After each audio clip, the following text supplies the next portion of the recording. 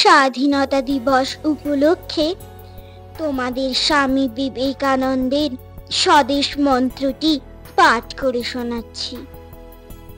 স্বদেশ মন্ত্র, স্বামী বিবেকানন্দ। হে ভারত, এই পরানুবাদ, পরানুকরণ, পরমুখোপেক্ষা, এই দাসসুলভ দুর্বলতা, এই ঘৃণিত জঘন্য নিষ্ঠুরতা, এইমাত্র সম্বলে তুমি উচ্চাধিকার লাভ করিবে।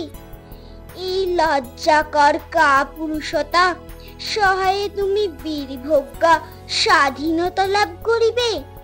হে ভারত, ভুলিও না তোমার নারী জাতির আদর্শ। সীতা, সাবিত্রী, দময়ন্তী ভুলিও না। তোমার উপাস্য উমানাথ, সর্বত্যাগী শঙ্কর ভুলিও না। তোমার বিবাহ, তোমার ধন, তোমার জীবন ইন্দ্রিয় সুখের, নিজের ব্যক্তিগত সুখের জন্য নহে, ভুলিও না।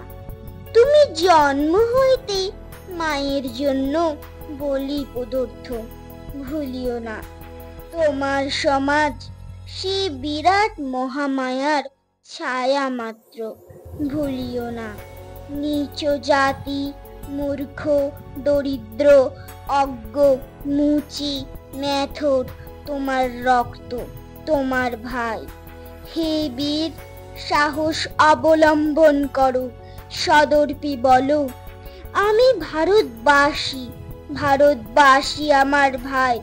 বলো, মূর্খ ভারতবাসী, দরিদ্র ভারতবাসী, ব্রাহ্মণ ভারতবাসী, চণ্ডাল ভারতবাসী আমার ভাই।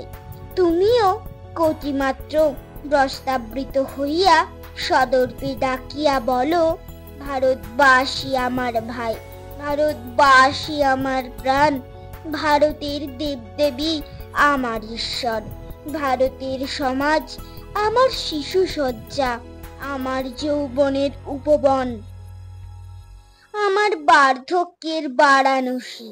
বলো ভাই, ভারতের মৃত্তিকা আমার স্বর্গ, ভারতের কল্যাণ আমার কল্যাণ। আর বলো দিনরাত, হে গৌরীনাথ, হে জগদম্বে, আমায় মনুষ্যত্ব দাও। মা, আমার দুর্বলতা, কাপুরুষতা দূর করো, আমায় মানুষ করো। নমস্কার।